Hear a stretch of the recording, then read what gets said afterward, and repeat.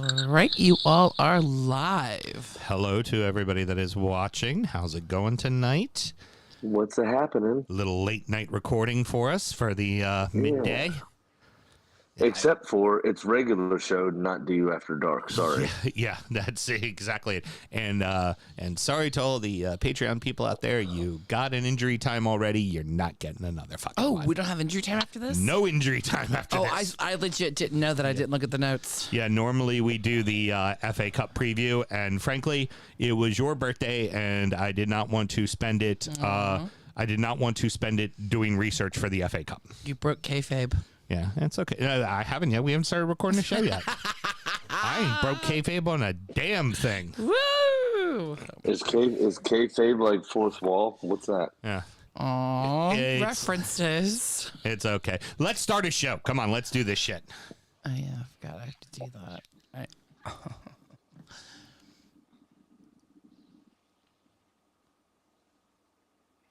I don't have an intro, by the way. Heard. We're good.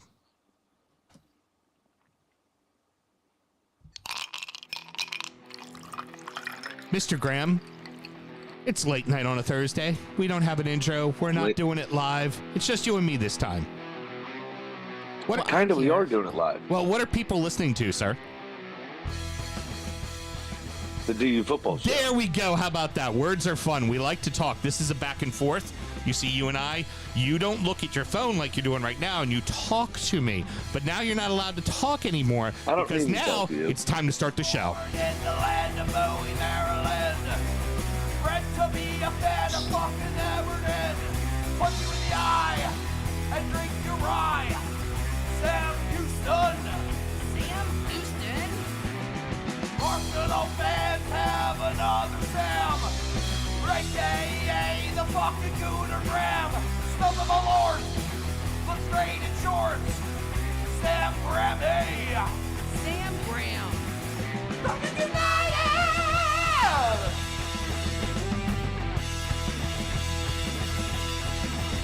Fucking United!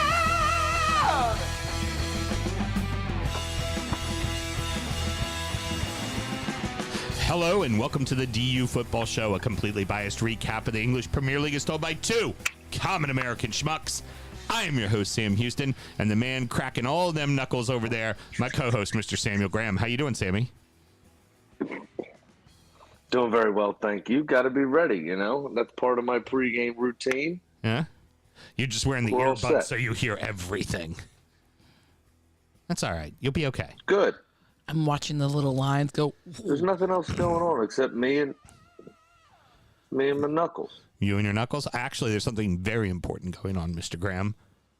We have to take a moment to recognize that it's the birthday of a key person of the DU family.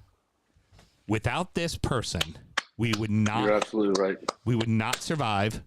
They do everything for us. They're the best support system we've ever had. So allow me to say, Chris Firehawk, happy birthday. We're recording at the DU Public House just outside the nation's capital. You can check us out on all podcast platforms. Please be sure to rate, subscribe, review, and share with a footballing friend. Should you want to chat with us, there is many ways that you can. Mr. Graham, tell the good people how they get in touch. Absolutely. It's quite simple. It's at DU Football Show on all the social medias and dufootballshow@gmail.com to get in touch via email. And a real shout out. Happy birthday to my beautiful bride, our lovely producer, Mel. Aw, it's lovely to be in my late 30s. And she comes with the funny. She sure as hell comes with the funny. Melissa, happy birthday. Firehawk, that was still a real shout out. Don't just shit on the man's birthday now. Jesus Christ. That was a real shout out. Chris made a very astute observation earlier that people born on the 5th of January tend to be smarter. Okay, and that science is what, between you and him? That's anecdotal evidence. It works. Yeah, in what way? All the ways. You've done the research, right? We've done the research. You've done the research on I have Google? the documents. Good. You have the memes as well? The memes too? I have all the memes. Hey, hold on, Uh-huh. please. I was in Westminster, Maryland today, and I saved this for this moment because I wanted y'all to hear it. Okay. Heard. I knew this was coming. I walked into one of my liquor stores today, and they say, "Did you get stopped in the parking lot?" I said, "No. What are you on about?" "You see that guy in the suit?" "Yeah." "You see that woman with the phone?" "Yeah." "That's the producer. He's the host, and he's interviewing people, asking them whether or not, when Bill Gates, Anthony Fauci, and Joe Biden are getting arrested. And if they're not arrested, when we think they're going to push the red button to activate the vaccine and trigger the zombie apocalypse." Well, that happens at the 12th vote when Kevin McCarthy gets turned down a dozen times even. Sam and myself both work in the wine and spirit industry and both have a deep, passionate love for all things distilled spirits. So as the red-blooded Americans we are, we vow to have a drink in our hand throughout this show and every single show. Mr. Graham, on Monday, we did number 18 out of turn because we had 2 bottles of number 19. Tell us all about it. I will do that. Number 19 is the Teeling Wonders of Wood Virgin Chinkapin Oak. The panel gave it a 93. It is 100 proof and should run you roughly $100 on the shelf.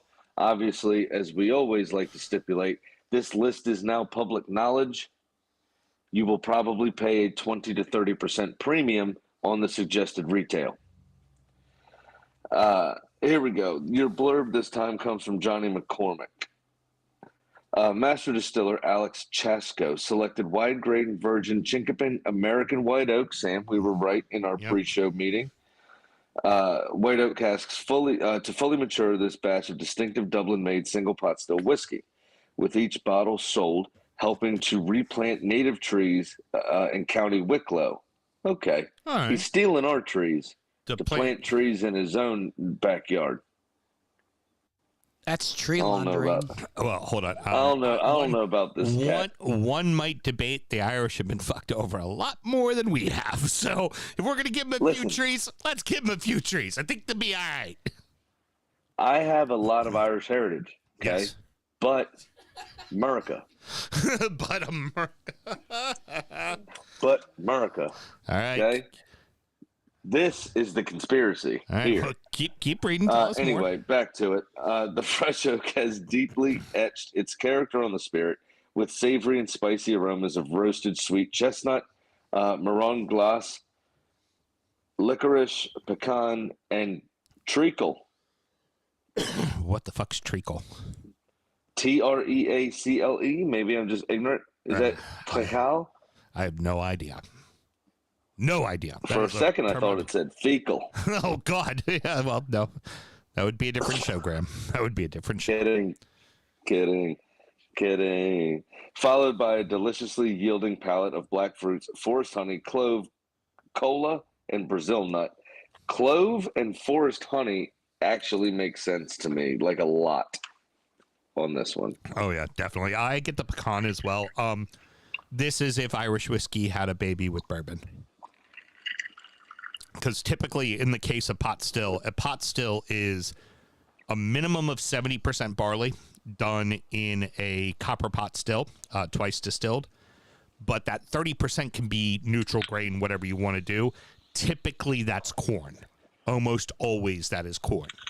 So, yeah, this is, for me, this is very much if Irish whiskey had a baby with bourbon. It's got a lot of those really nice sweet notes. It's a lovely whiskey. Yeah, but it also finishes with a lot of those round notes. I mean, the honey, the clove, especially the Brazil nut. Actually, on second sip, came through big time. And do you explain the Brazil nut, if you would? I just a big oversized nut that's kind of like an almond, but a little bit more neutral in taste. You know, so. But I've always gotten a slight bitterness and dryness off of Brazil nut. I give you that. I would definitely give you a dryness off Brazil nut. But just a little bit of bitterness, but on like as opposed to what we normally consume here, pecans, Right. Yeah, all those have a tinge of sweetness, so the other direction. But this, I love. It's delightful. This. It really is. I'm thoroughly impressed with it. Teeling has made the list, I think, the last 3 years in a row. Their standard pot still made it a few years ago. Last year, the Black Pit single malt made it, and this time it's another pot still. What they kind of have going for them is Teeling's has a couple of things. They're the original Cooley distillery, and the Cooley distillery used to produce whiskey for everyone else for the most part. And when they finally started to kind of more center it around Teeling as a whole, it also got bought by a major company, got bought by Bacardi, right? So they had investment and they also had capital because they sold all their whiskey to everybody. I mean, anybody who you know of that is not Bushmill or the Middleton Distillery, a.k.a. Jameson, if it's an Irish whiskey, they bought it from Cooley. It's where it all fucking came from, all of it. And so they had that big capital already, which has allowed them to be experimental as fuck while everybody else is still trying to produce their pot stills and produce and age single malts and things of that nature. So I'm thoroughly impressed. I don't know if I'd go buying this bottle for $100 on the shelf. I'm just not sure. I've only done that a few times with Irish whiskey, and typically that's a Jameson Rares Vintage, Gold Label when it used to be available, the occasional Middletons I'd spend that kind of money on, and of course the Glendalough 13, which was the Mizunora oak finish, which was just bloody fucking delightful, and you can't even get anymore. But yeah, this is really lovely. Right. What did you think, Mel? Did you like the whiskey? Yeah, I really enjoy it. No, Mel doesn't care. She's over there doing something, so we're all good. Mr. Graham, what else do we need to do? We need to remember to thank Whiskey Advocate for not suing us for reading all their stuff out. And always drink legally and responsibly. There you go. I gave you the little clink this time, Mr. Graham. Not bad, not bad. I'll give you that one. Weak. Nah. We start with 3 fantastic victories for one group and catastrophic losses for the other. Brentford 3, Liverpool 1, Brighton 4, Everton 1, Tottenham 4, Crystal Palace 0. Another monster scalp for the Bees, Mr. Graham, in their building. First time they beat them since 1948, I believe I read. Yep.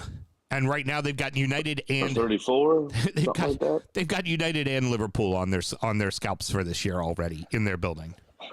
Well, and they also basically did what they did to United to Liverpool, just on a little bit of a smaller, more conservative scale. I mean, that would tend to happen when you don't have Harry Maguire in your team. People are slightly more conservative against you because they can't knock the fort walls down so easily. But Liverpool dominated the ball in this game completely. They had their chances, but really can only manage that Oxlade-Chamberlain chance. Sanchez did make 1 or 2 saves, but nothing absolutely spectacular. Well, the good also, thing... when the Ox scored, Brentford were already 2-0 up from 2 sucker punches. Well, and also, let's look at this. At that point, it could have already been 4-1 at that point. Because there was a couple of close offsides, and then also one would debate that it could have been 4-2 because there was an offside just before Ox got his goal. The key thing, though, is that the Bees have probably one of the best defenders in the business in Darwin Nunez, who cannot hit a goal at all, even when it's completely open, like a completely open net. One of my favorite memes about that was how Darwin Nunez cooks eggs. Yes, I saw this one. And it was the gas stove. You had the pan on a burner that was off. To the right of it, you had the burner that was on. And between the grates down towards the gas things that release the flame was the egg and egg white. Yep. And don't forget, the eggshells were in the pan. Fucking brilliant. Yeah. Yeah. That man's got. It was fantastic. That man's got a bad case of the yips right now, and he cannot get out of his own head. he keeps getting opportunities, and he keeps just missing horrifically, which does not help. What I would say about that is how young he is. There is the chance to calm him down and get him some composure in front of goal by coaching and practicing. But what you worry about with a striker is if they're not there, if they're not in positions, they're not even trying. They've lost their instinct completely, or what have you. If you've got a striker that's getting there, that's making chances, it's getting into position, that's Johnny on the spot, all you got to do is get him to come. You know what I mean? Mm-hmm. So we just got to teach him to calm down, relax, and just let it flow through you. Right. And he'll start scoring goals. I'm trying to think off the top of my head a young player that was like that then turned prolific. And I can't think of one off the top of my head. Mm-hmm. But there are some, and I know there are some. I'm just having a brain fart. Enough. Now, look, there's injuries. Obviously, Liverpool is dealing with a ton of injuries, but... Well, it doesn't help when Konate knocks one into his own net and then also slips. I mean, injuries can't fix that. Right. Well, and then... He's been playing all season. and then, of course, moment of silence for the Dutch tulip. Thank you. He, of course, now is out for the rest of January, apparently, with an injury. But also at the same time, you're Liverpool Football Club. You got to be better. You've got to be better than this. You have to be, and they aren't right now. They are tragically bad. Because even that... Well, they haven't been all season, Sam. Right. Well, that's just it. Like, we started the start of the year, they started off horrifically. Then they seem to turn it around, start to get some key wins. And then we come back from the World Cup, and that Villa match, Villa went toe-to-toe with them. It was a much closer game than the 3-1 suggested. Then they beat a team without scoring, and then they get their asses whooped by frankly, a team that shouldn't even be in the same class with them. I mean, I all respect to the Bees. I think they're a damn good team, and I'm going to get on to another thought about them in a few minutes, but you're Liverpool Football Club. If we say this about Manchester United, you have to say this about Liverpool Football Club. Which we have said that about Manchester United as well. Right. So, but Liverpool are currently in 6th on 28 points. Their goal difference is a total of 12. I mean, that's... And let's Mo Salah should fair, have 12 goals himself already. The nine of those are in a 9-0 victory over Bournemouth. Exactly, 100%. Yeah. So really, you take that away. I mean, they're going to beat Bournemouth, right? Well, but make it a conservative 3-0. Right. They're only a +6. That's going not good. Where are we? They're on 17 games played as we speak right this moment. They're on 17 games played. I mean, that's just not good enough. Next midweek, we are at the midway point officially. Next midweek, we'll have played almost everybody will have played 19 games. And also, over the next couple of weeks, there's going to be some Thursday matches that are going to start to make up the missed matches as well from the Queen's passing. There's one coming up exactly 7 days from now. Yep. It's going to be next Thursday for Fulham and I think it's Fulham Chelsea. I think it's the West London. Oh, now it is the West London derby. You're absolutely right. Now I spoke disparagingly about the Bees, but allow me to say the following: can this team finish in the top 10? Because my answer is hell yeah, they can. Absolutely, they can. The verdict has not yet come down on Ivan Toney, of course, right? About the gambling, so he could very well still be there for the remainder of the season. Really, I mean, next year my guess is next year they're probably going to have to. They're going to have to do something over the summer to cover up, right? What will more than likely be a 4 to 6 month ban. Well, and here's the other thing too, but they just beat Liverpool without Ivan Toney because he's hurt right now. No, right. What I'm saying is that if that happens, top 10 is going to be more difficult. Because as good as Brentford's playing, the couple of players they have to replace him, Johan Wissa and Brian Mbeumo, are not consistent in their goal scoring. True. And that's something they would both do better with. I mean, everyone saw. Yeah. And Buemo missed 2 golden chances in the World Cup as well. Yeah. He has a rash finish in him, and he's no replacement for the cool, calm, collected Ivan Toney. That's true. Because you can say with the Bees, with Ivan Toney, it's an automatic guarantee. If there's a penalty, it's going in the back of the net because he's now, 31 for 31 in his Something career? like that. Yeah, Yeah, it's exactly. ridiculous. So, but even not even just that. I mean, he just offers a coolness and a calmness. I mean, think about the chip against Tottenham when I think it was against Tottenham or maybe Villa. I don't know. It was one of the 2 World Cup finalist goalies were out around the 18, and he just had the wherewithal to actually drag it back from them to give him the space to chip it over them. Yeah. I mean, the guy's just as cool as the other side of the pillow. True. You know? Very true. R.I.P. R.I.P. Yeah. Stu. That's one of my favorite quotes. From the ESPN days. From the talking heads of ESPN. Yep. As cool as the other side of the pillow. I love that. But anyway, he's too calm and collected and consistent, for anybody to really be able to replace him, is my point. Fair enough. So in terms of them finishing in the top 10, you have to mention Ivan Toney. Yeah. Now, like I said, if this injury is what they say it is and not very big and he'll be back soon, and again, apparently he's been a contention for all these games. If so, I'd expect him to play 30 minutes at the weekend in the FA Cup. Yeah. Yeah, probably. If he's that close to fitness, put him out there then. Yeah. Fair. I think we're going to see a lot by their decision to do that or not do that come Saturday. But, with the legal stuff and his fitness in mind, Brentford should be good. Yeah. I think top 10 hands down. Yeah. If the legal stuff comes down quickly or the injury's bad, maybe not. Right. Because I don't think they'll spend money in January either. No, they probably won't. They likely won't. They're typically a selling club, and they don't normally buy until they make a good profit off of someone. The Seagulls flat out whoop the Toffees, and they are square in the hunt for European spots. That is for damn sure. 100%. Do you want to just go through your rant and take your shot and then let me start where I want to?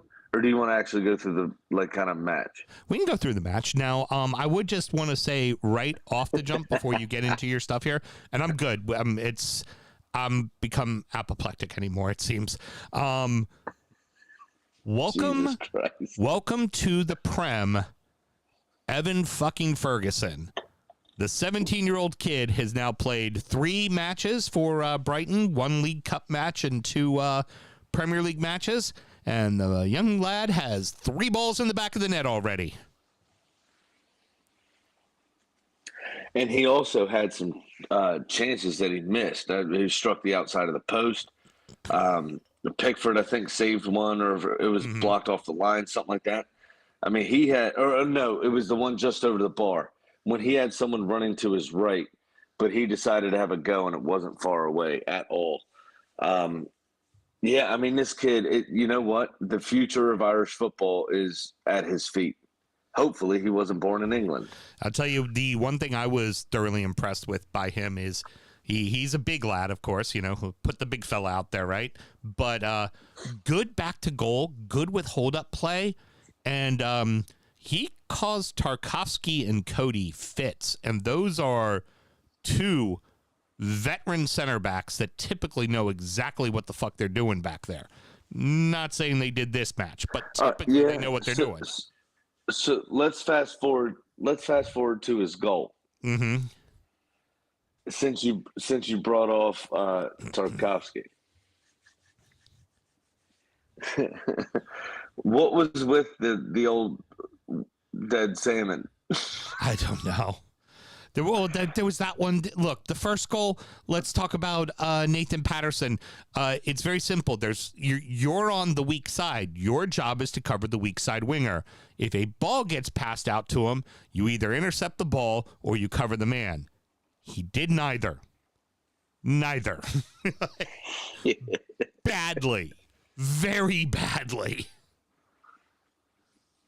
Yeah, they absolutely did. That is 100% true, and you can only expect to concede from that position. Yeah, at the end of the first half.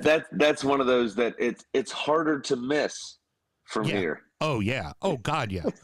Well, here's the thing too. It was 1-0 at the end of the first half, and then the second half started, and then in less than 6 minutes, it was 4-0.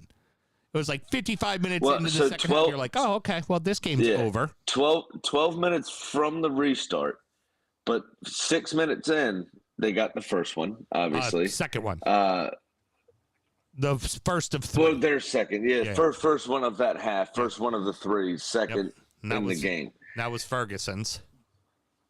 No, Ferguson was number 3. Yeah. My apologies. No, he was number 3. Yeah. That's where the salmon came in. No, he got his first, I think. No, Minamoto was the first one. Mitomo. I'm sorry, not Minamoto. Yeah, no, Mitomo. I'm saying Ferguson was this one. Yeah, was number 2. Yeah, Ferguson was this one. Was number 2. Yeah. Because then he assisted number 3, I think. Yep. And then I mean, what is number 4? My boy Idrissa Gueye made a lovely leading pass right into open space. The problem was, made Pascal Gross walk faster than everyone else to the net. Yeah, I mean, the problem was that he passed slow. it backwards and right onto the oncoming Pascal Gross, who just basically walked it into the net. Not to be outdone, Jordan Pickford decides to American football tackle, his own fucking player in Tarkovsky, who lands directly on his head, and it's probably not the first time that man's landed on his head.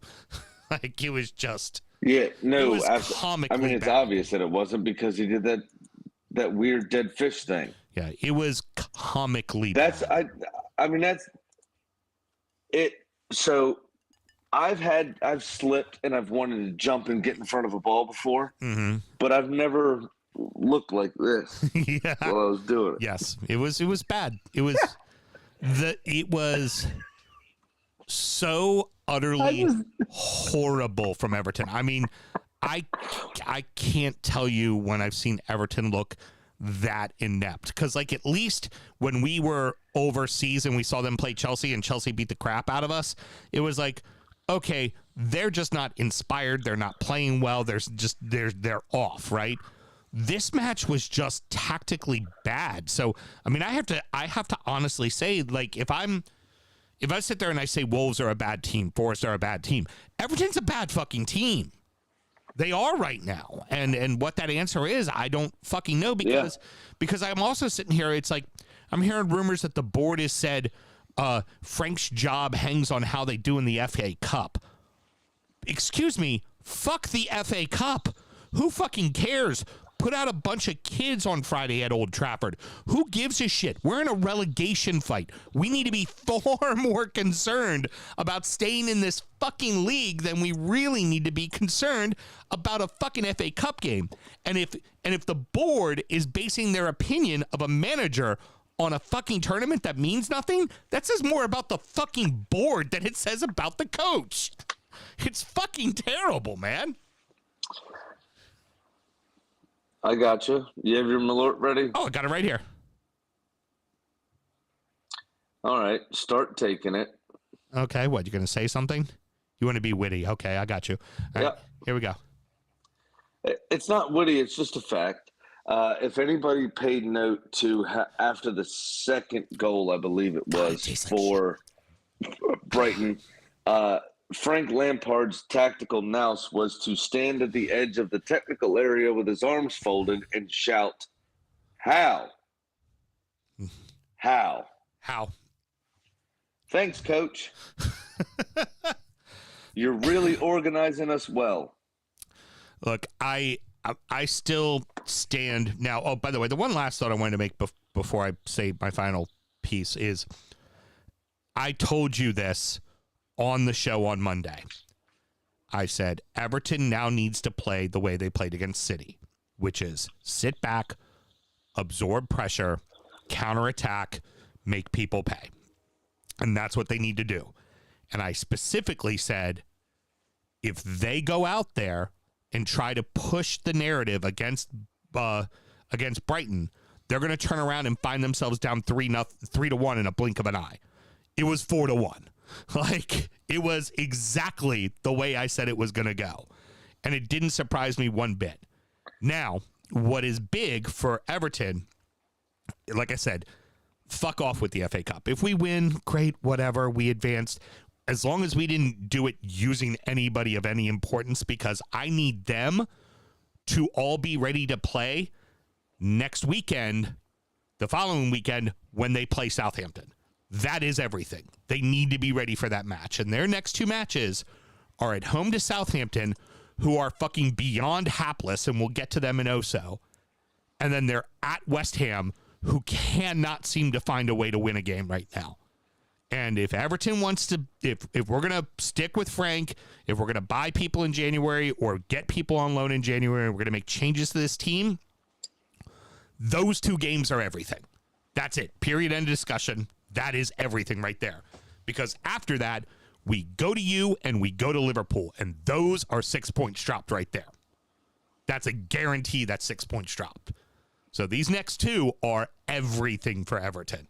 Their season is on the line already in these next two matches. I don't tend to disagree with you.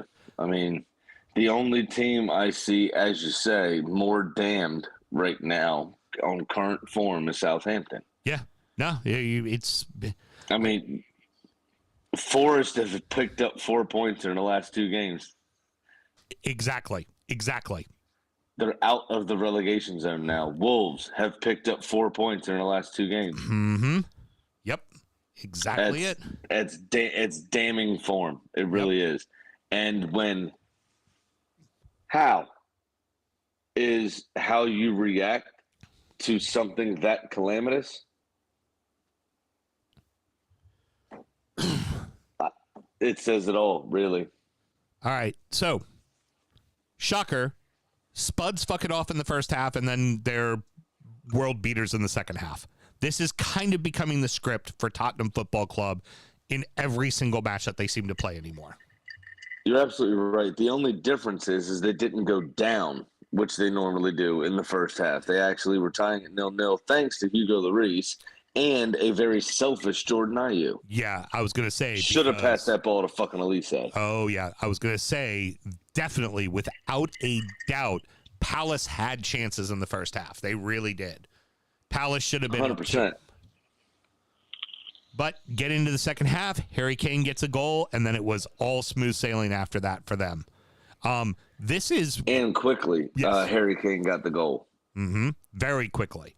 And then got two. He got two very quickly, and then was involved. I believe he had the assist to Daughtry. 4 minutes after that, exactly. Yeah, and didn't he have the assist to Daughtry? But then even well, Matt Doherty, and yeah. there was a touch. No, there was a touch of fortune because Son tried to square it to Harry Kane after running onto that ball, and then but it hit the defender and fell to Doherty. Yep, you're right. My apologies. But then even more fortune came upon Son, I guess because he's been hurt or something, but he was due the gods to smile upon him. The children prayed trademark, for him. Yeah, trademark kind of run. What's his name? Harry Kane lofting a long ball forward and Son running from deep. And he got there. I mean, to be fair to him, he did. But the defender was also there. It kind of, instead of hitting him on the head, which would have taken it away, it kind of grazed his head and just fell at Son's feet. Yeah. And that's how he scored his goal. I mean, a great touch, great reaction, composed finish, fine. But a little bit of fortune in both the assist and the goal he scored. Gotta say for Palace, this is two very bad losses at Selhurst in a row. They won at Bournemouth for the game that they won, but this got to be concerning for Vieira that the team has had just a couple of implosions in their home park.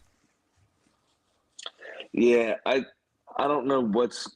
I mean, I know exactly what it is. They can't fucking score. they've had a couple of injuries here or there. That now they have a couple of cards here or there. Yeah. I mean, without being able to score goals on a consistent basis, you're always going to have problems. Luckily for them, they have a good enough defense that they're not going to find themselves in trouble. Yeah. No, I feel like they're going to be perfectly fine, but the progression of what you were expecting with this young team and Vieira was top 10, and I don't see this team as a top 10. I see them as probably 11th or 12th place, which is where they've already been a few times. Like, I think at some point, Palace fans are going to expect a little bit more out of this club. Well, I think part of it's the ownership. They're not willing to splash the cash. Yeah, They're fair. cool with being where they are. Yeah. They need a center forward. Jordan Ayew's not the guy. Right. Christian Benteke was kind of the guy sometimes, really not the guy others, was the fucking big dick swinging in a game or two each season. Well, I think they need to finally just shit or get off the pot with Matea and Edouard. Like, play one of them all the time. Do something. Yeah. I mean, you need a center forward. Do something. Have one of those guys play up front for 6 straight. And if they can't put the ball in the net, then put the other one in for 6 straight.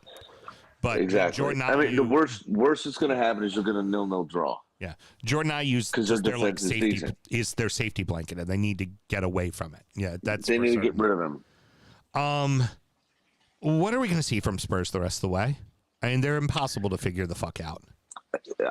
I don't know. I've been trying to figure them out for years to help rip them apart from the inside, and it's just I don't know how to do it. Yeah, it's just, I'm baffled by it. Obviously, we think Conte's safe for now, but I mean, they got City right around the corner. Does it all fall to shit then? No, of course it falls to shit, but I don't think Conte's job is really going to be up for grabs until the summer, until other people figure out what they're doing. Because, again, the other side of the coin, you got to replace him. Are you really going to – is Daniel Levy going to splash the cash to get Poch out of his contract at PSG? He won't even splash the cash on a player. Right. So, no, don't think that's going to happen. There's no other coach, I think, in the right mind that would take Tottenham after 3 successive big-name coaches in a row couldn't deliver. Yeah. Do I want that job? That club's cursed. Fair enough.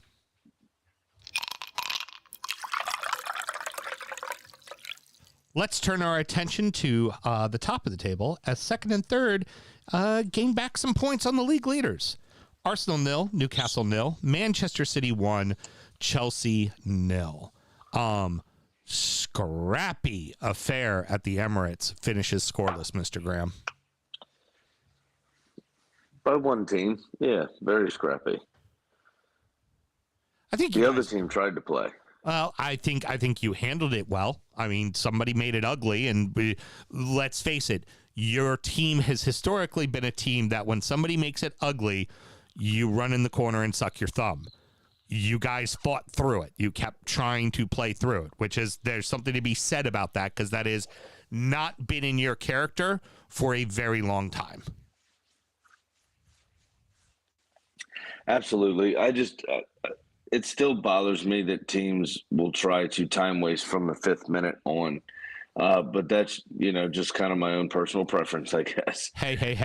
That is a tried and true method that has worked for Everton for a very long time. You keep your mouth shut. Arsenal pushed and pushed. They tried and tried. They forced Nick Pope into 2 great saves. They, took a razor out and shaved the crossbar, or not crossbar, but the right-hand post.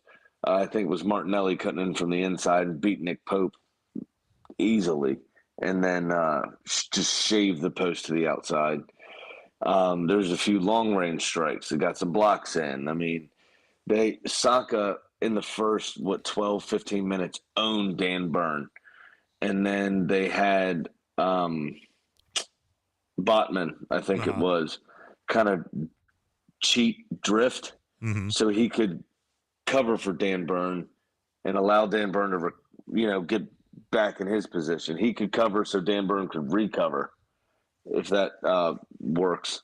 And it was just so frustrating every fucking time. And I really do think I can't remember his name. Whoever came on did a handball, hit the elbow as he was turning away. Yeah, as he was sliding away. I've seen that given this season already. It's exactly what I was about to say. I was like, I've seen that given already, so why wasn't it given there? I mean, it was given in the World Cup fucking final.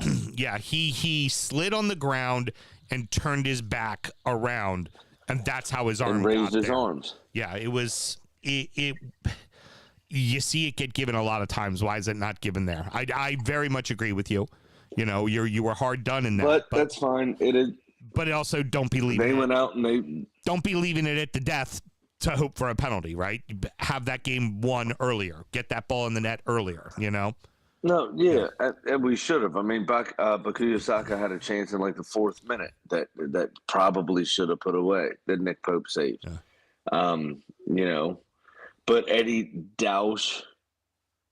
Does that make sense? Yes. Do you get that one? Yes, I get it. All right. It's Dice, but I put his whole name in there. I know. Just making sure the listeners get it. Because then I thought maybe you're twisted like me. Okay. Anyway. How about you explain it one more time for the people in the back, Mr. Graham? His team did what he set them out to do, and you can't really fault him for it. Yeah, well, I mean, there's a few things. A hard fault point. Why do you buy Nick Pope? Why do you bring Nick Pope to your team? Right there, that game. That's why you get Nick Pope. You know, that's why you get that keeper. And I have to say, Newcastle isn't giving up goals right now, which is nice, but they ain't scoring them either right now. They're having a little bit of a drought. No, absolutely. Injuries obviously play a massive part in that for them. But they have basically the same problem we have, which was the next point I was going to make about my boys, is past the first team, there is a big drop-off to your second team. Mm-hmm. And I think that's what both of us are actually going to do in the transfer window during this month. Is we've already had a couple of bids rejected for the Ukrainian international Mudryk. Mm-hmm. You know, they want closer to $100 million, and we're not prepared to pay that. So, but both teams are going to need to find some depth. You thought you were getting that with Isaac, like I said, rather making Colin Wilson the depth, right? Because you bought Isaac, right? A bit unfortunate with a serious injury, because throughout most of his career, we said this the other day, he's been relatively injury free. So, well, you know, the money in January is gonna play a part. I'm sure Newcastle will be able to afford much more depth than we will, but who on either bench are you going to come in to change the game? And Joshua Murphy was the one with the handball, by the way, because that's who came on. Yeah. Or Jacob Murphy, rather. Jacob Murphy, not Joshua. Yep. He looks like Josh that used to play with us, Josh Patterson. Yes, he does. But Jacob Murphy. So is he really who you want to be bringing on to affect the game against the league leaders? Right. No. Yeah. So Fabio Vieira, who falls over like they did at every fucking opportunity, is that who Arsenal wants to bring on? No. Marquinhos is a toddler. He won't know what to do with himself. We've seen that in his Europa League performances. He's very talented, you can see. I mean, he's skillful with the ball, but he makes every wrong decision. So inexperienced. Mm. So what do you do, right? You can't change that game. There's nobody on either bench, you know? So I think January is going to be crucial for how that top four finish. Yeah, very true. Moving on to the other team in the top four. City go to Chelsea and get a win. But one has to say, a very boring match, that's for damn sure. Chelsea were the better side in the first half. They had the better ideas. And what's funny is that I used to have the line there. It unfortunately got cut off. Was that was City's best starting lineup out there, and they did not look good at all in the first half. No, and Chelsea had their lineup changed. Their best starting 11, in my opinion, was changed with 12 minutes on the clock or something like that. Yep, I was going to say that first half came at a cost. They end up losing 2 guys to injury in the first half, so you have to make 2 individual subs. And remember, you're allowed to make 5 substitutions, but you're only allowed to make it over 3 subs. So then in the second half, you've got 1 sub to put in 3 guys, or 2 or 1, but you don't have anything after that. It's your last sub in your pocket. No, you'd have to do it at halftime. Yeah. That's the extra. Halftime is the extra window. It doesn't count as one of the that's right, true. substitution windows. Yeah. So, but you've already made 2 in the first half. You're going to burn another right at halftime. I don't know. And you're also not playing poorly. You've got the 0-0 tie at halftime, as it were. But I mean, honestly, by the marquee, look at these 2 glamorous sides going toe to toe. You know, it was such a turgid match. I mean, don't get me wrong. It's no Burnley at Stoke away in League One. Right. But it was a turgid fucking game, when I see that on the marquee, when that's the billing, it gets its own goddamn day. Mm-hmm. Well, this is, that match was fucking atrocious. Mm-hmm. I could not, it was pitiful. And Pep had to go to the youngster and had to make a change, like Cancelo. He had to get Cancelo off the pitch. Someone who's been a steady Eddie for him forever, just still does not seem to have his feet under him yet.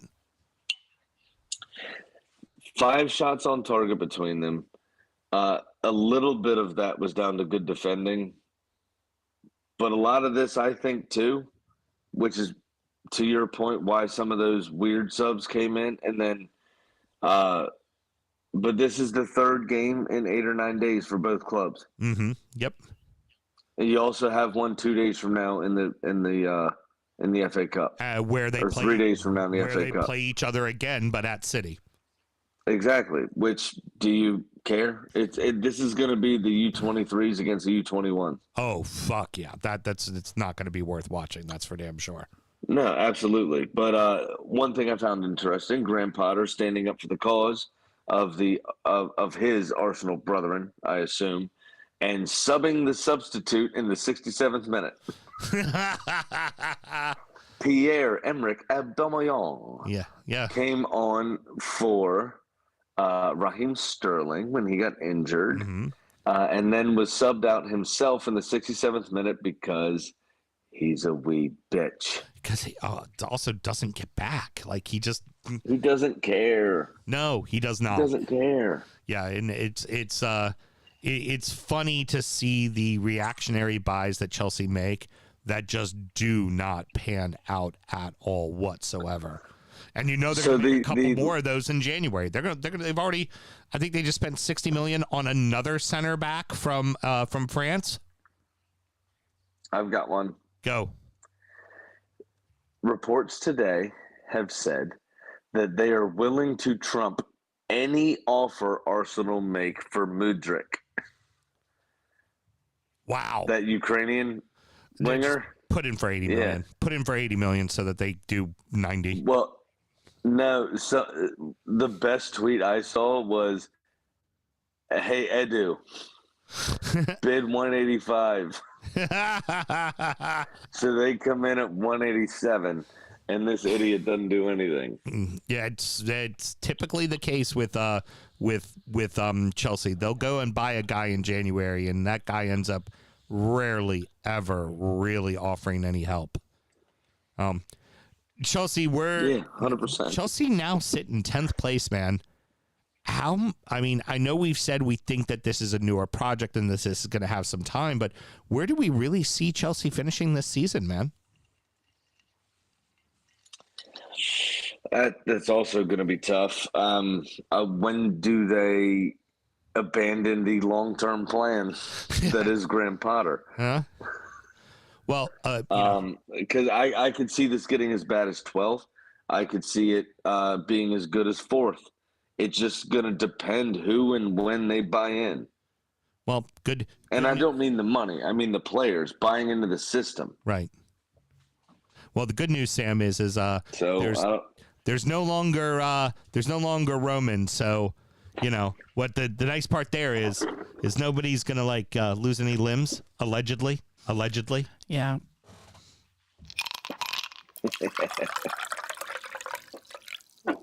I look up and Graham disappeared. Is he awake? Yeah, he was there. Did he pass out? He went to go get himself a beer. The man's thirsty. Sure. Sometimes I worry that he falls I asleep. went to the fridge. Wouldn't be the first time he passed out on our show. You know what? Actually, I'm with Mel. Wouldn't be the first time you've passed out on our show. Very fair.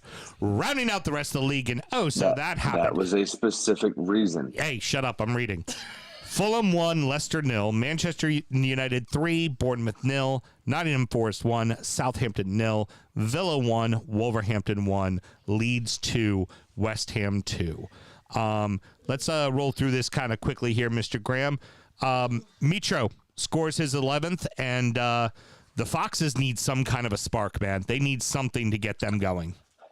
Well, they had a fantastic game, Leicester, actually. Even Face did very well. Wout Face.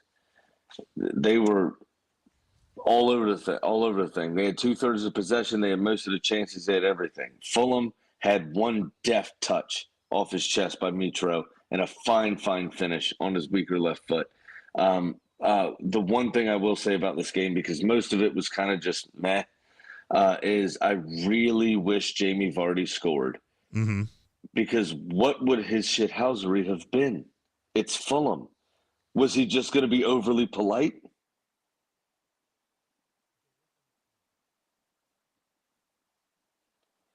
I was talking.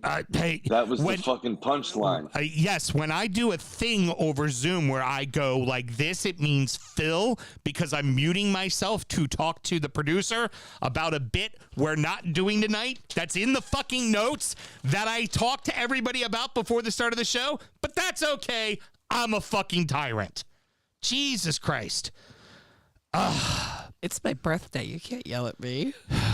You yell at him. Yell at him. Then don't fuck off. Jesus. Okay, fuck me, Christ. In the car earlier, you said there would be, but not a championship corner. I said there would not be a recap of the betting segment other than to say we're going to talk about it next week. All right, sounds good. Carry on. Please continue, Mr. Graham. The game was missing Vardy. It should have had Vardy. Mitro scores his 11th. He's matched his best so far in the Prem, right? At the midway point?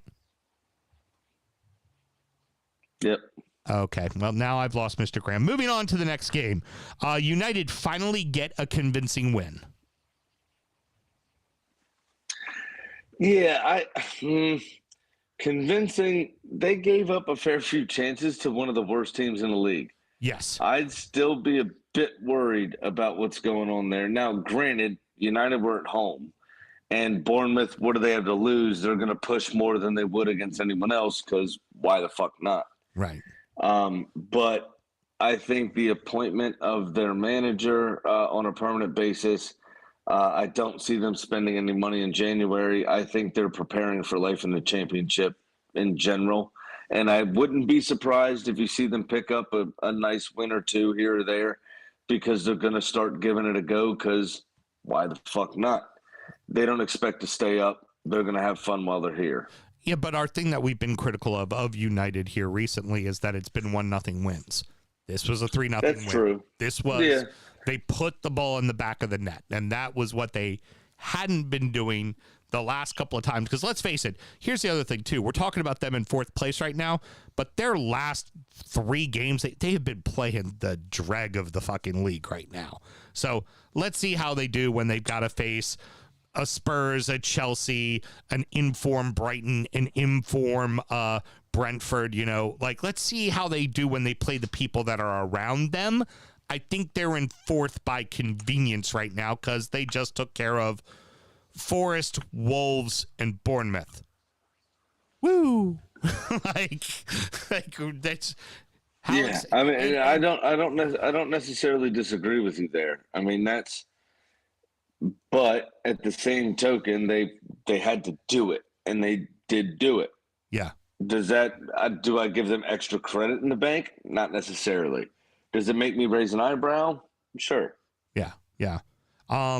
It's cherries are outside the drop right now, but as we've already documented, all the way up to 13th place is literally 2 points out of the drop. Yeah. It is only a matter of time, especially, I mean, it could be as quickly as this next fixture list. If Everton beats Southampton at home, which as bad as both teams are, I'd still put my money on Everton to win at home.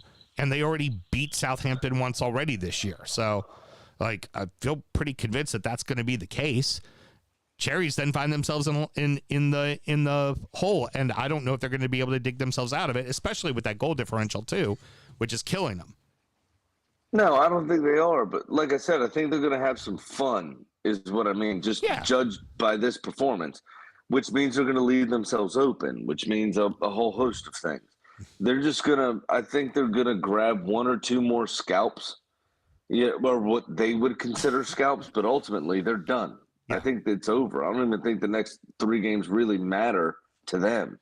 Oh, hey, they got one more match on the books with Everton, so they'll get that 3rd win there. Because that's how Everton do.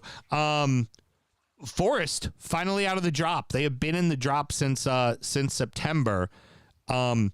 They haven't been the most convincing of games, but you know what? They fucking count. And frankly, it's Southampton was the perfect team for them to play to finally get a W. Yeah, absolutely, 100%. They the lack of quality in the final third. I thought this was a fucking university game, a high school game. I mean, this is atrocious in the final third for both teams, really. Just missing chance after chance after chance. On 26 minutes, though, a rare shot on goal. In fact, the only shot on goal in the entire game resulted in a goal. When poor Southampton play saw Ben Johnson barreling down on goal and Awoniyi busting an absolute gut to get there. And he did, and finished with a plum. Almost skied it, but just kept it under the bar. Just kept it under the bar. Yeah. You're absolutely right. It's a great win for Forest. I mean, we've already said they're going to have to try to knuckle down quickly who their best 11 is to find some consistency to try to put some sort of string of results together. But if they could throw off a couple 2-3 in a row, they're suddenly in 12th place. We're saying, I'm sitting here and I say it about Everton. Why can't you say the same thing about Forest, you know? Rattle off a couple of wins and suddenly you're real safe. I mean, add one more game week, you'd say the same about Southampton. I just don't see it from either of them, to be honest, to be able to put it together to do it. That's the issue. Is I don't think they can pick up seven points in 3 weeks. In 3 game weeks at least. Here was the other thing I just don't see him doing it. I was going to mention about the Saints as well, Sammy, is how can you be so bad at home? How can you be that bad at home? I mean, let's remember they also lost to Everton at home 3-1, a place that Everton never plays well at. Like, dude, come on, guys. I mean, they are dropping some bad points at home. And if you're going to stay up, your home's got to be somewhat of a fortress. You go, okay, well, the big 6, we're going to lose to all of them. But everybody in the middle of the table, well, we're going to get a draw against them. And all the teams that are down in the muck with us, we're going to beat them. That's how you get to 39 points and you stay out of the fucking and stay in the league. And I don't see where Southampton's going to do it. Like, this is like dread, like Sheffield United dread I'm starting to feel for Southampton. 538. Is that the site that Mel uses? Yeah, that's for the Nerds. Stats? Yep, that's the Nerds. So Kenny sent me something. Please do tell. It was a wee link, and the caption that came with the link was, "Fuck me, they're not wrong." And what I have is the end of season probabilities updated. Manchester City to win the league are at a 50% chance. Arsenal only 42% chance. Mm-hmm. But then we scroll all the way down, and this is why this is relevant, because Southampton now possess a 54% chance of being relegated, Mm-hmm. and somehow less than 1%. Oh, hold on. It's Champions League or win the league. Never mind. Okay. 54% to be relegated. Bournemouth are 47. Everton are 49. So the odds are still in your favor, sir. Oh, thanks. Appreciate it. Wolves are 45 and Nottingham Forest are 44. Mm-hmm. All right. I don't agree with that. I would trade you and Nottingham Forest, and I would leave Wolves exactly where the fuck they are. Yeah, fair enough. And Southampton and Bournemouth, I tend to totally agree. Yeah, I'm with you. We talked about it already earlier this week. Yep. We both seem to be kind of universal on Southampton, Forest, Bournemouth is who we think are going to be the teams to go down. I'm still mad about the plane thing when the Cardiff dude died. Yeah, that's still kind of fucked up. Agreed. Yeah, so I'm still not. I'd be happy to see him go down. Speaking of feistiness, it may not be officially a derby, but Villa Wolves is a fucking derby, man. That is always a really feisty affair when they get together. But you saw it with Leon Bailey, inconsolable after the game because he missed that chance. That was a sitter. Oh my God, what a sitter. I know, but he was laying on the field crying, literally crying, like heaving crying. Yeah. He had a bad game. He did have a bad game. He had a great chance early on as well, but he got his body shape all wrong, even though he was on his favorite left foot and he dragged it wide. Yeah. Daniel Penance had a lovely one too. And then Daniel Penance tried a off-foot bicycle kick from the 18 like he was Wayne Rooney. That was funny. That was fucking weird. I think Villa were a bit fortunate with Danny Ings' finish. I mean, it was a good finish, but Jose Sa slipped. Yeah. Oh, yeah, definitely. Sa slipping is what made that ball be easier for Ings to put in. Now, not saying that But Ings did have the composure, and he was there. I would also say if Sa was on his feet, he's probably not doing that chip. He's probably rifling it low and probably beating Sa. Probably. But Sa slipping made it very easy. Then it was just like, oh, this is a no-brainer. Just lift it over top of him. It's going in. Mm-hmm. And that's and an I experienced don't striker mind like where that knows both how to do teams it. are at the moment. Wolves, I think, is I think our internet connection's a bit fucked, Sam. Okay. We're a little lagging. Yeah, you're lagging a bit on my screen, so I'm starting to talk while you're still talking. Oh, sorry to hear that, man. Sorry. Yeah, I think that's what happened when everything got fucked up with that really good joke I had. Oh, of course, it was a really good joke. Yeah, that's why I just stopped talking, because you two started fighting. It was a great joke. Do you want to hear the joke again? No, I don't. Please continue talking about Wolves. I like where both teams are headed based on the recent form. I think Wolves still have a lot of fucking problems. So I would still worry about the relegation.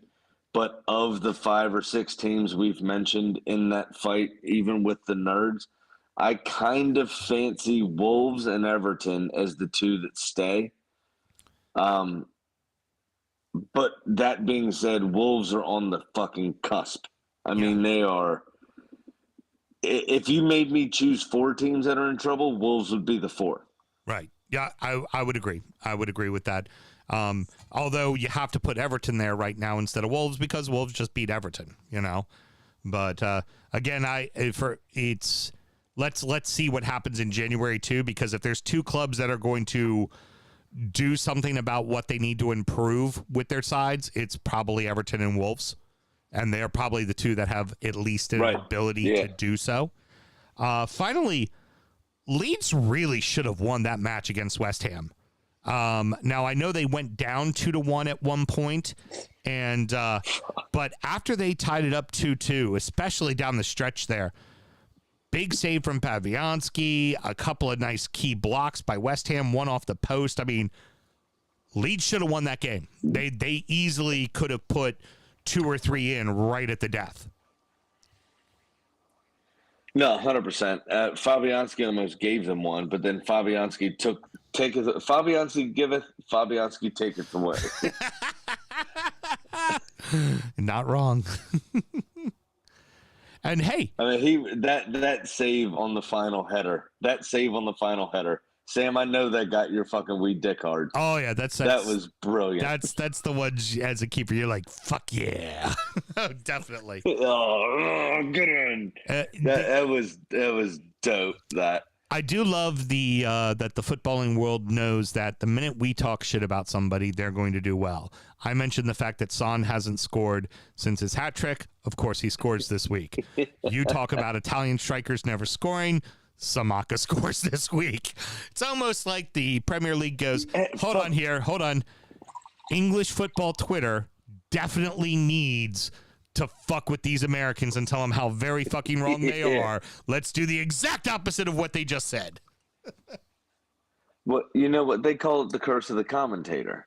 That's as yeah. soon as you praise somebody, they fucking, think the advertising hoarding is one of their players, like Ronaldo Sanchez did back in the day for Swansea. Or if you denigrate somebody, this guy's not shown up all day. They fucking hit a screamer from 25 yards out. This team never scores on corners. Goal.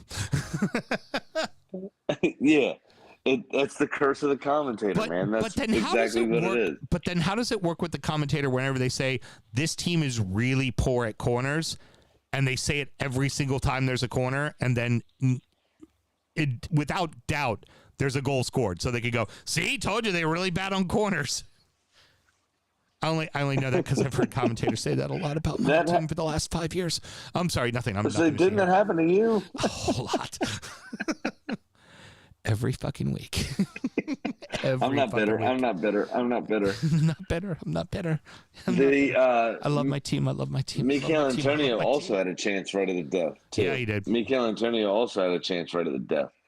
But I think he probably wishes he was in that snowman suit so he could melt and extend just a little bit. I think final thought here, Graham, and get your opinion on it as well. I feel like for Leeds, this is what we're going to get from them, right? So there's going to be games like this where you go, wow, this team's really got it together. There's a lot of energy. They're a really good side. But then that energy gets used against them a lot, too, when a team will just pick them apart because they're so high octane and so high energy. But you see games like this and you go, yeah, Leeds is going to be all right. Leeds is going to figure it out. You keep going, yeah, I think they're going to figure it out. But then you watch them get demolished by someone. Yeah, I mean that's how they're going to be, because Jesse Marsch is about as kind of gung ho as Marcelo Bielsa. He tries to organize a defense a bit to a point, to use two kind of phrases, but he's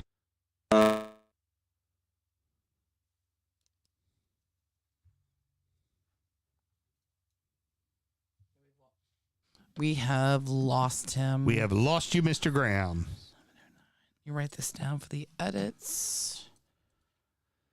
He was losing his earbud. He has to reconnect himself. Taylor says, Mommy and Daddy, please don't fight. Rob says, hi, Big Sexy. Oh, hi, Rob. Why do you think he was talking to you? all right. I'm back, by the way. Very good. We were filling, because that's what people do when hosts trail off. He waved me off at the punchline of a joke, Mel. He didn't wave you off. He said, keep going. Talk more. This means keep it going. This means wrap it up. Okay, hold on. Do that motion again for the camera. This means keep it going. This means wrap it up. Okay, I totally see your confusion now, Graham. It's the same motion twice. Thank you very much. Right. I'm pretty much done. Cut back in when you want to, so I can edit for the live for the regular show. Sammy, I got it to bring us back in. And Mark and Set go. So, little Thank technical you. difficulty there, Mr. Graham, with the earbuds. I get it, losing battery on them. Here's the one thing that we have to hope that Jesse Marsh actually never gets from Marcelo Bielsa. Lonely, dark nights, naked on the physio's table. Sure money.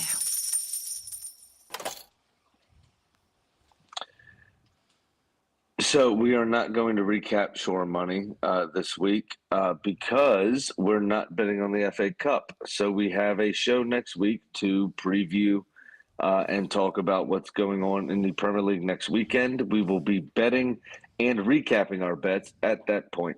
Very good, very good. And there's no championship corner to talk about either, so no little fun sound drop there either as well. God, Sam, I finished a sentence right as Mr. Graham sipping a beer. That's on me. That's okay. See, I'm willing to admit when I'm not covering my partner's ass. Fuck you. I love you too, Graham. So nobody played in the championship this week, so we can't talk about it. That's going to wrap it up, boys and girls. Mr. Graham, any parting words? I just wanted to have you hold on there for a second. Yeah, I do have parting words. There's a couple of things. The first of which is I so wish Jamie Vardy would have scored, because what would his shithousery have been? It's Fulham. Would he have been overly polite? Okay, so what's the joke? Hold on, Graham. Tell it one more time. It might be funnier. Yeah, try again. Normally on your fifth time, it normally lands.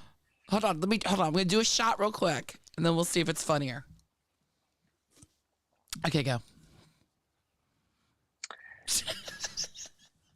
I'm upset that there is no injury time this week, because injury time we would normally be previewing the third round of the FA Cup.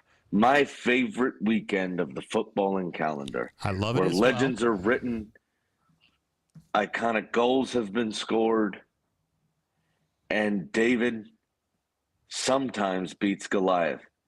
But in our minds, it happens every goddamn year. It does happen every fucking year. Somebody does it. Some notable fixtures this weekend, just to give you a little heads up. And an all Premier League tie, Manchester United and Everton get the weekend started off. Let that be quick and painless and move on to the paying attention to the league. I just did that to make you mad. That's... I'm glad I can watch it. I'm glad I can watch it on Friday. It'll already be over, and then Saturday I can wake up and enjoy the FA Cup third round, Mr. Graham.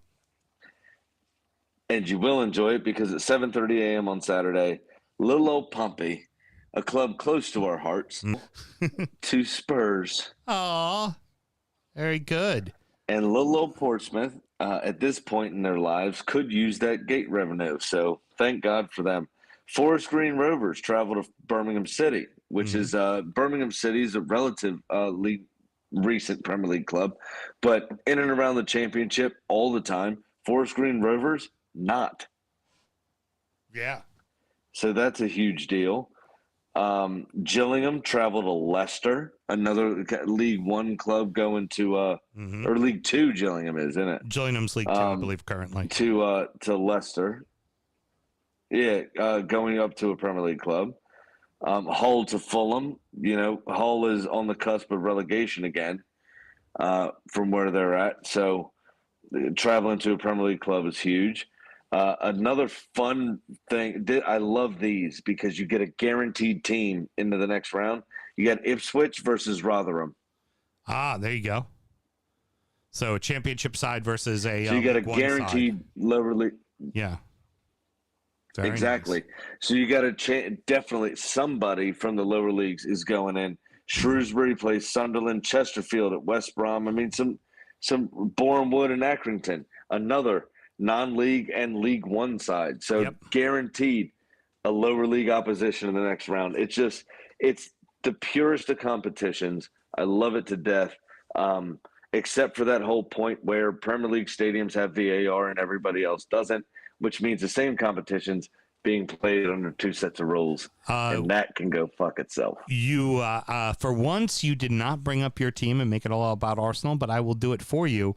Your boys go back to the scene of the crime where a large grounds crew / third goalkeeper ate a pie. Aren't you guys heading out to Sutton, or is it Oxford? Sutton United. Yeah, it's Sutton United. I don't know. It's either Sutton or Oxford. Yeah, where I are think we it's at? Sutton. You're on Monday. Oxford United we're playing. Oxford. Okay, so League We're One on Monday. side. Oxford United we're playing. Still, Yep. League One side. That is not fun for the Premier League sides to have to go to the lower league sides because maybe the pitch no perfect. No, so good. Yeah. Well, What's sad is now every tie I think now goes to straight penalties. yes. So should we fuck up and 0-0 draw, they would not get the opportunity to replay, which in years past that would have happened. I think last couple of years it was just round the quarterfinals on were straight to penalties. yeah. They still played replays for the earlier rounds. That's just a bit sad. I mean, you'd hope the Premier League club at least donates a bit. You got to assume they are. If it's a proper club, they're taking care of people.